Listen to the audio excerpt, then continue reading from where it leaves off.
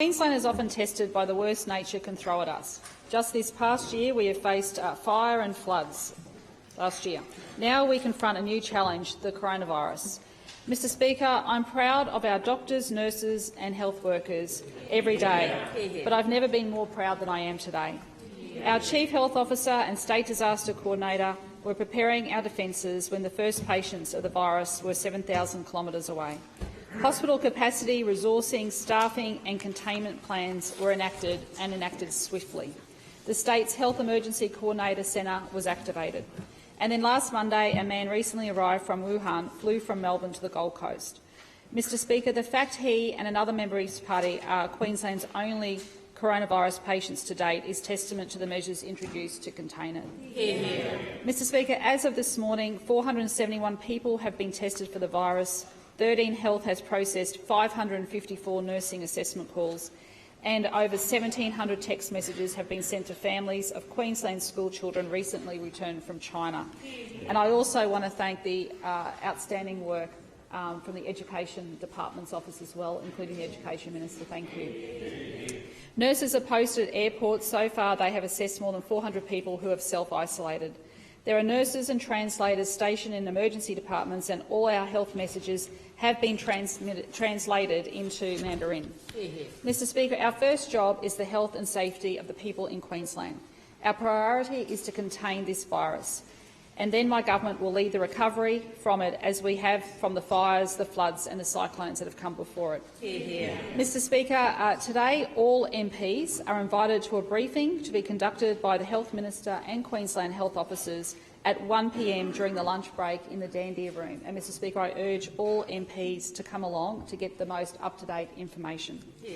And tomorrow, Mr Speaker, I will join the Treasurer, the Health Minister, the Minister for State Development, the Minister for Tourism and the Minister for Agricultural Development to provide an update for industry stakeholders.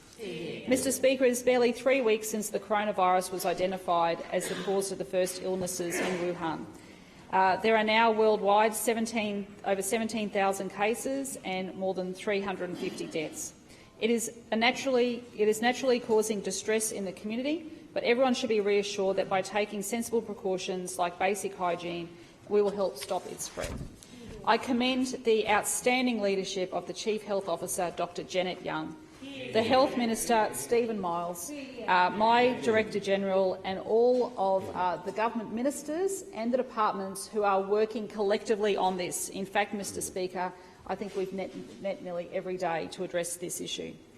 I also want to mention Dr Dan Holmes from the Sunshine Coast University Hospital, who is leading the team caring for those Australians arriving on Christmas Island. Mr Speaker, in addition, we also stand with our very strong Chinese community.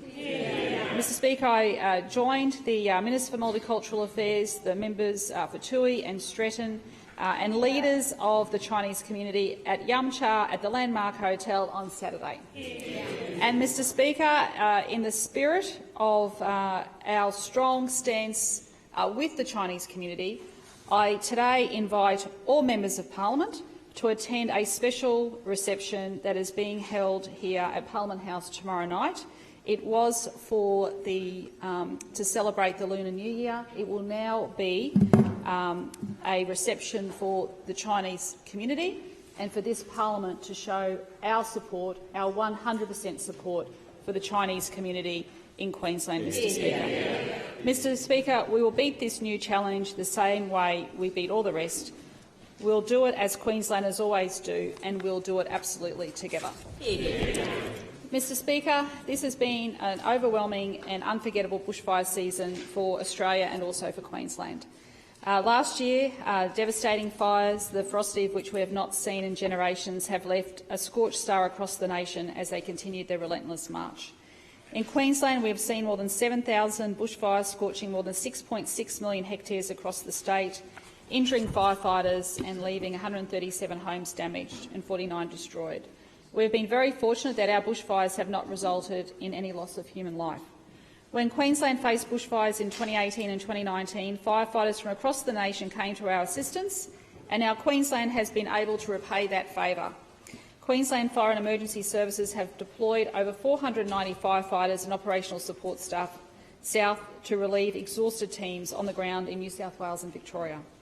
Mr Speaker, we are also supporting our volunteer firefighters by ensuring that the federal government's compensation package announced for New South Wales also applies to Queensland, which is now in place and available. As of yesterday, payments for 41 volunteers have been processed, totalling more than $136,000.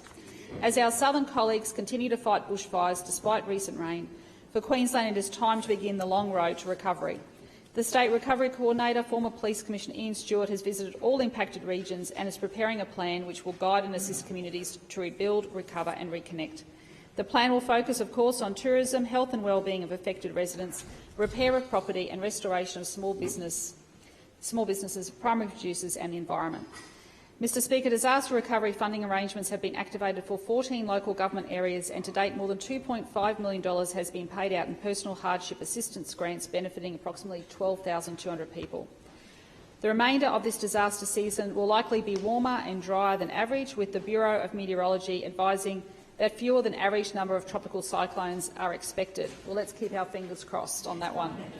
Mr Speaker, we'll keep a close watch, and as always, our brave and dedicated firefighters remain ready and able to respond.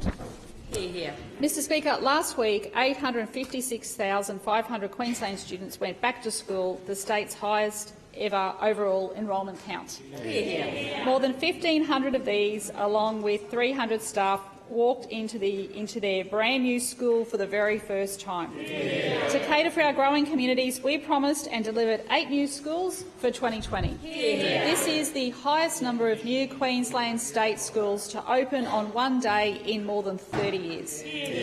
Those schools are Yarrabilba State Secondary College, Foxwell State Secondary College at Coomera, which I'm going to attend on Friday, Mango Hill State Secondary College, Ripley Valley State School, Ripley Valley State Secondary College, the Lee Street State Special School at Caboolture, the Calliope State High School in Central Queensland, and the Fortitude Valley State Secondary College, which is the first school to be built in the inner city Brisbane in half a century and is the state's first vertical school. And Mr Speaker, I'm quite sure I'm going to have a lot to say about that during the week.